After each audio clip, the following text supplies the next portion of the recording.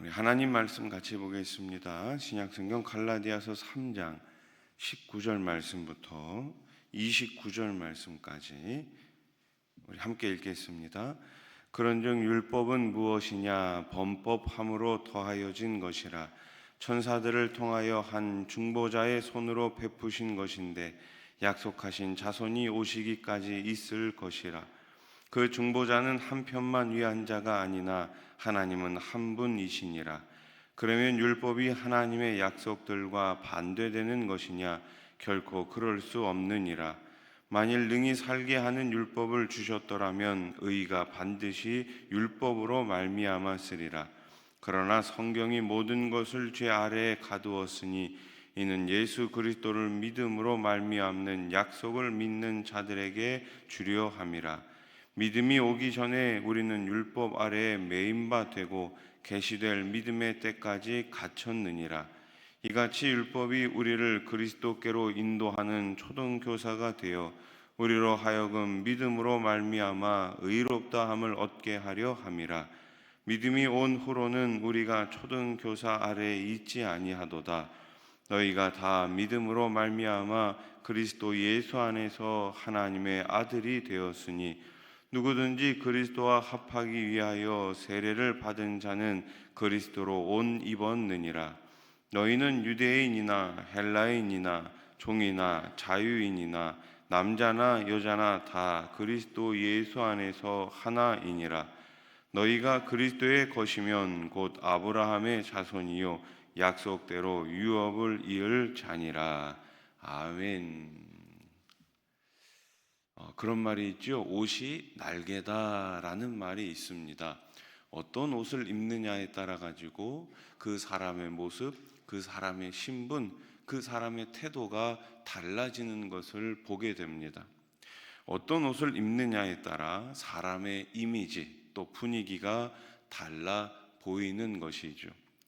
예수 그리스도의 은혜로 구원받은 저와 여러분은 그리스도의 옷으로 그리스도로 옷 입고 살아가는 그리스도인들입니다.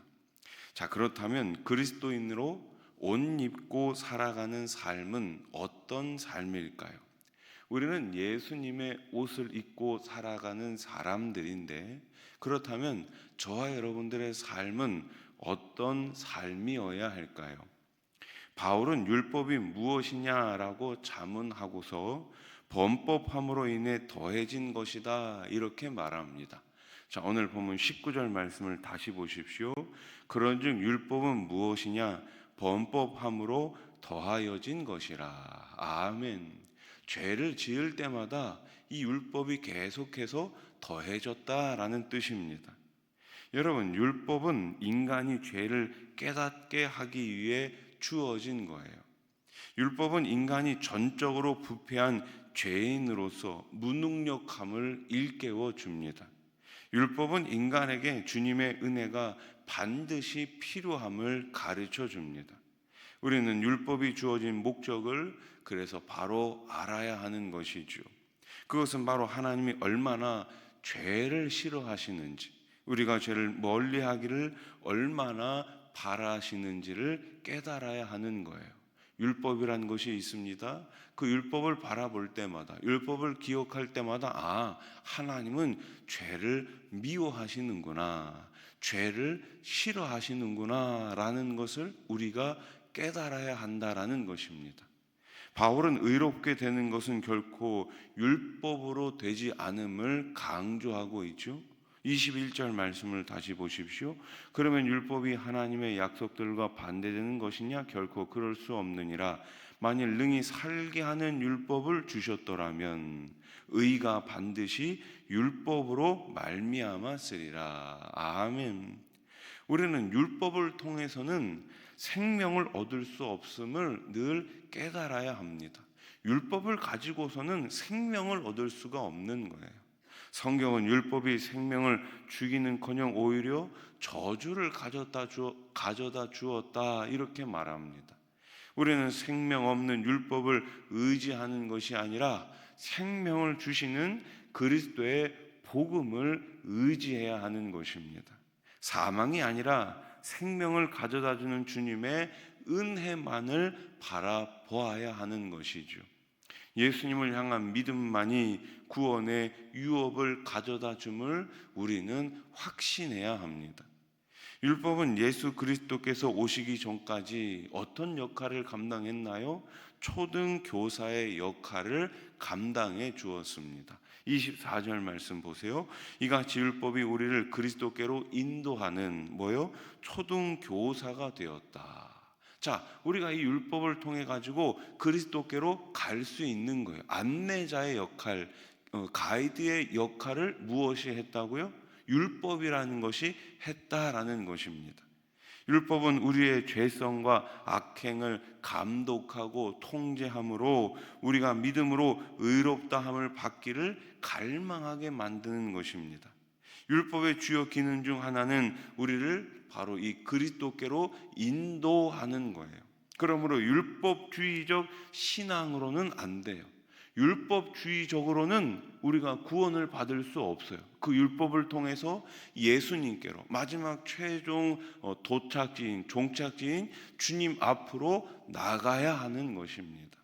우리는 주님을 향한 진정한 믿음의 고백과 함께 그리스도의 형상으로 옷을 입은 새로운 피조물로 살아가야 하는 것이죠.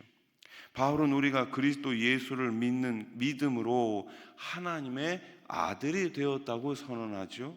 26절 말씀 같이 한번 읽어봅시다. 시작.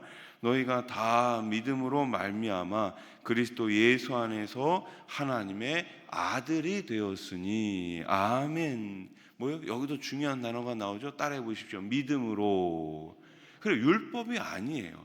믿음으로 말미암아 그리스도 예수 안에서 하나님의 자녀가 되었다, 이렇게 선포하고 있어요. 우리가 하나님의 아들이 되기 전에는 죄의 노예였어요. 죄의 노예의 신분이었죠. 예수님에 대한 믿음으로 우리 신분의 본질적인 변화가 일어나게 된 것입니다. 예수님을 알기 전에, 예수님을 믿기 전에, 하나님의 자녀가 되기 전에는 죄의 노예였는데 이제 우리의 신분이 본질적으로 바뀌게 된 거예요. 죄의 노예에서 하나님의 자녀로 거듭났습니다. 따라서 우리는 죄의 노예였던 그 옛날의 습성을 이제는 버리고 하나님의 자녀로서 이 세상을 이기며 나아가야 하는 것이죠. 세례를 받은 자는 그리스도로 옷 입는 것입니다. 27절 말씀 보세요. 마지막에 세례를 받은 자는 그리스도로 옷 입었느니라. 아멘.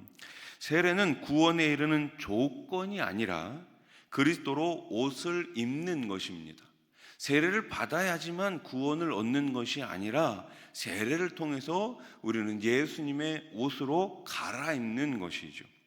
그리스도로 옷 입는다는 것은 세상적인 정욕과 불신을 이제는 버리고 그리스도를 매일매일 닮아간다라는 의미예요. 우리도 그리스도로 옷 입고 우리 속사람이 매일매일 누구를요? 예수님을 닮아가야 할 줄로 믿습니다. 그래서 세례는 그 출발인 거예요. 이제 세례를 통해서 예수님의 옷을 입었으니 하나님의 자녀가 되었으니 이제 하나님의 자녀답게 이 땅에서 살아가는 것이죠. 바울은 그리스도 예수 안에서 누구나 평등한 존재라고 말하고 있어요. 우리 마지막 28절 말씀, 28절 같이 한번 읽어봅시다. 시작. 너희는 유대인이나 헬라인이나 종이나 자유인이나 남자나 여자나 다 그리스도 예수 안에서 하나이니라. 아멘. 따라해 보십시오. 다 하나이니라.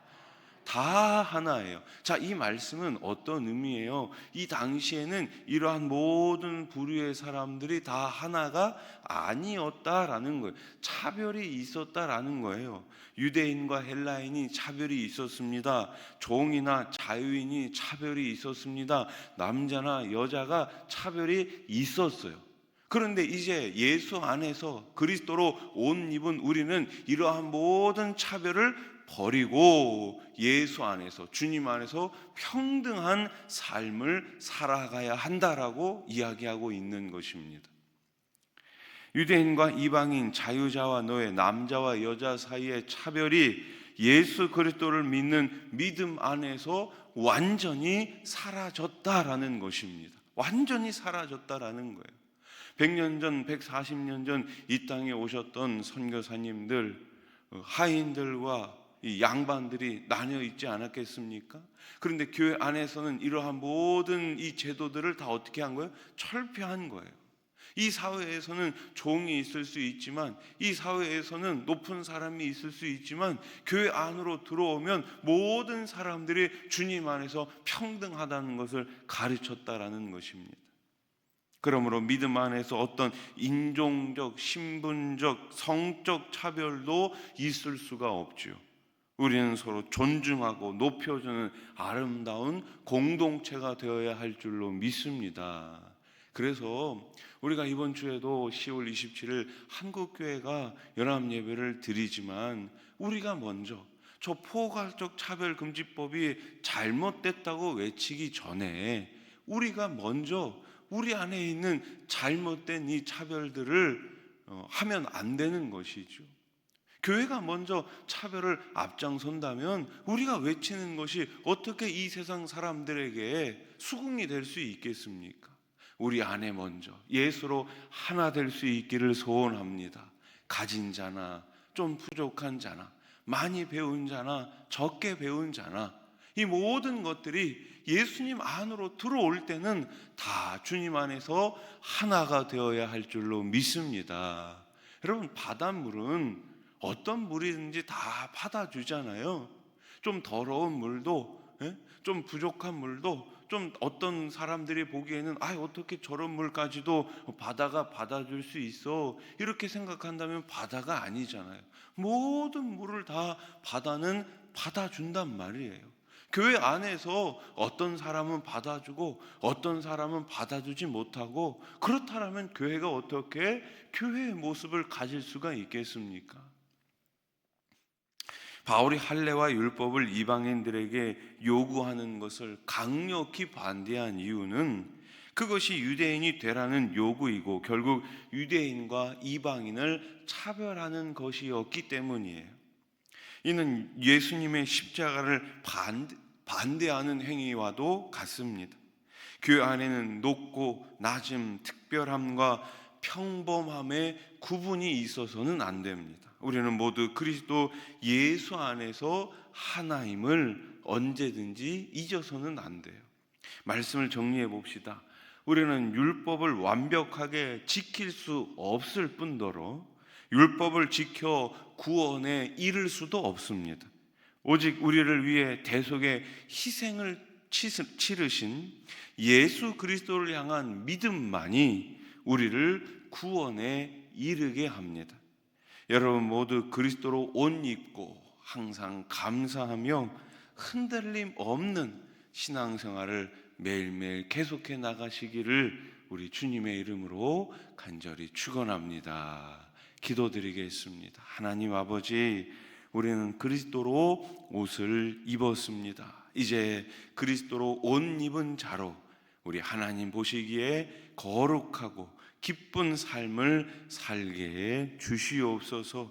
오직 믿음으로 말미암아 우리는 구원을 얻었습니다. 구원을 받았습니다. 이 구원에 매일매일 감사하며 살게 해 주시고 구원받은 자로 이 땅 가운데 하나님의 뜻을 잘 전달하며 복음 안에 복음을 나누며 복음을 전하며 살아갈 수 있는 참된 주님의 백성들 되게 해 주시옵소서. 오늘 새벽에도 주님 전에 나와 하루를 시작합니다. 온종일 주님과 함께 아버지 통행하게 해 주시고 말씀을 지키며 말씀을 전하며 복음의 풍성한 기쁨을 누리며 살게 해 주시옵소서. 특별히 가정을 기억하여 주시고 가정 안에 아직도 예수님을 모르는 가족들이 있다면 하루속히 주님 품으로 돌아오게 해 주시옵소서. 주시옵소서. 이제 내일이면은 가을 금요 부흥의 마지막 날입니다. 오시는 강사 목사님 성령의 능력으로 붙들어 주시고